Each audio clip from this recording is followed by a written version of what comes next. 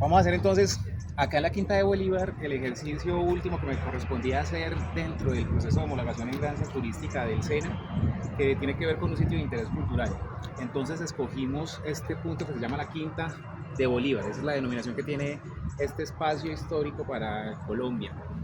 Y es histórico y es importante para Colombia porque se trató de hacer con esta casa un museo de los artilugios y de las pertenencias que tenía Bolívar, y que es una recopilación de lo que le pertenecía y que también estaba cercano a él, y adicionalmente es un museo de la independencia porque como Bolívar fue el libertador, entonces buena parte de documentos históricos, pinturas están albergados en este espacio, en la Casa Quinta de Bolívar. La historia de la casa comienza en 1670, cuando el propietario de esa época decide donarle a la capellanía de Monserrate esos terrenos en la falda de la ciudad. Y hacia principios de 1800, el capellán de Monserrate decide venderle estos predios a una persona muy acaudalada que era el contador general de la renta de tabaco de la ciudad de Bogotá. El hombre lo compra y en 3 años hace la construcción de una finca, una casa quinta dedicada como al descanso, en ladrillo y en la arquitectura de la época de carácter colonial, ladrillo, tapia, tejas de vaca. Entonces esa es la arquitectura que podemos ver en este momento en la Quinta de Bolívar, allá al fondo, con antejardines y algunos espacios en madera. Posteriormente el hombre muere y le hereda a la hija los terrenos, pero la señora también muere, la hija de él, que era el señor de las rentas de tabaco, y le queda en herencia a los hijos que eran menores de edad. Pasa a ser administrado por la abuela de los muchachos, y la abuela decide también hacer la venta de los terrenos a la nación. Corrían en ese entonces, en ese momento, los principios de los años de 1800, las fiestas independentistas, porque habían revueltas por todo el país, y la principal revuelta que todos conocemos es la que se generó en la Plaza de Bolívar con el altercado que hubo por el florero, ¿no? Y esto fue como el inicio del grito de la independencia para la nación. Entonces estaba surtiéndose todo esto, y hacia 1919, nos ponemos a ubicar el 17 de agosto de 1919, el ejército patriota vence al ejército español y entra triunfante a la ciudad de Santa Fe, y con esto sella la independencia. En ese momento la Quinta entonces termina siendo comprada, era lo que les venía diciendo, termina siendo comprada por parte de Simón Bolívar y de Santander, de Francisco de Paula Santander, que era el vicepresidente de la época. O sea, primer presidente de Colombia, Simón Bolívar, con el nuevo nombre, con la República de Colombia, que fue el nombre que tomó después de la independencia. Y el vicepresidente entonces era el señor Francisco de Paula Santander, y Francisco de Paula Santander decide que esta casa se la regalaron más bien a Bolívar como agradecimiento por toda la gesta independentista.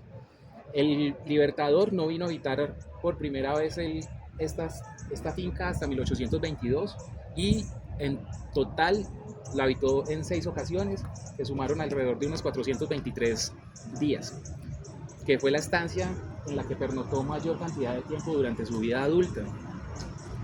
Y acá pasó buena parte de esos días, como les digo, cuando él estuvo muy enfermo de tuberculosis. Tenía la aspiración de viajar a Europa para pasar allí los últimos años de su vida. Vamos, no se me distraigan, muchachos. Aquí estoy. Está haciendo un recuento de... Quería pasar a Europa para pasar los últimos años de su vida, porque adicional a la enfermedad que él tenía, había mucha sedicia política en ese momento. Entonces había muchos contradictores, peleó con Santander, que era pues como su gran aliado, su parcero, y decide emprender el viaje buscando salir del país. Atravesó por el río Magdalena, llegó a la Quinta de San Pedro Alejandrino en Cartagena o Santa Marta, no recuerdo dónde queda, creo que es en Santa Marta o en Cartagena. ¿Quién la ubica? Bueno, digamos que, no sé, en la Quinta de San Pedro Alejandrino, el 17 de diciembre de 1830 muere, y la persona que lo estaba acompañando en ese momento corta el péndulo, dejando así inmortalizada la hora de muerte del Libertador en la Quinta de San Pedro, y lanzó un grito desgarrador diciendo: acaba de morir el sol de Colombia, dijo la persona, y con eso pasó sus últimos días. Antes de él morirse, esta finca, como él sabía que no iba a volver si se iba para Europa, se la dejó al compañerito que tenemos allá al fondo en esa estatua, que es el señor Juan Páez. Juan Páez entonces se encargó de la administración durante los primeros años de la hacienda posterior a haber tenido la titularidad Simón Bolívar, y encargó unas fuentes como esta que tenemos aquí, algunas en mármol, una estatua, un busto del libertador Simón Bolívar, y lo administró durante los primeros años. Y ahí, después de que él muere, pasa a tener este espacio varias funciones. Entre esas fue colegio de mujeres, que se llamaba Colegio del Santana. También hubo aquí una donde hacen el trabajo para curtir los cueros, es decir, una curtiembre. También funcionó una fábrica de pita, que era una especie de cerveza de la época, y entró en un estado de deterioro muy prolongado desde 1835-1840 hasta que en 1822 y cambió de manos, ¿no? Páez se la vendió a otra persona y fue cambiando de manos, hasta que se acercó la fecha de la conmemoración del 100 aniversario de la batalla de Boyacá de 1819, y por esa época el gobierno nacional y la élite de la época dijo que sería muy bueno hacer la celebración de esos 100 años, oficialmente hacer la celebración de esos 100 años de la conmemoración de la batalla de Boyacá. Sin embargo, por el beriberi de la política no se alcanzó a hacer esa compra a tiempo y terminó siendo comprada de nuevo por el Estado para establecer el museo el 15 de mayo de 1922.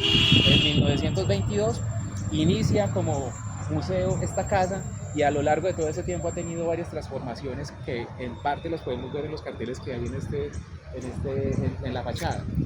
Uno disfruta de una experiencia que conecta con la historia y la naturaleza, porque aquí hay un jardín que incluso ha sido objeto de investigaciones por parte de la Universidad Distrital por las relaciones bióticas que tienen las plantas que hay ubicadas en este jardín. Hay buena cantidad de aromáticas, entonces digamos que hay unos procesos de alopatía entre las plantas que generan unas interacciones entre ellas a nivel bioquímico, que es muy interesante de estudiar por parte de las personas que estudian botánica y ciencias de la naturaleza, como la ingeniería forestal también.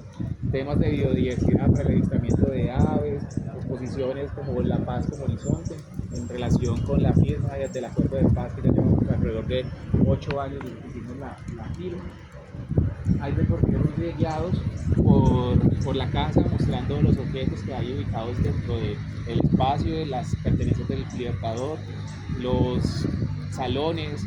Aquí se dice que hubo un gran banquete que dio un alemán de la época, devolviéndonos a esa época, se dio un gran banquete. Aquí fue donde habitó uno de los primeros virreyes, que eran los encargados de reinar en función del reinato de España. Entonces aquí fue donde llegó por uno de esos primeros virreyes de Colombia o de Santa Fe. Creo que era apellido el virrey Solís. Y en ese momento el propietario se enamoró mucho de la esposa del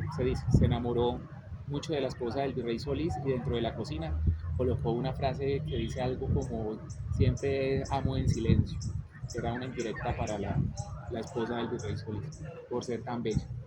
Entonces, listo, con esto cerramos este relato acerca de la quinta de Bolívar, y pues estaríamos próximos a que en 1930 se conmemore, no en un espacio como este, sino en la quinta de San Pedro Alejandrina, la 200ª conmemoración de la muerte del libertador. Gracias.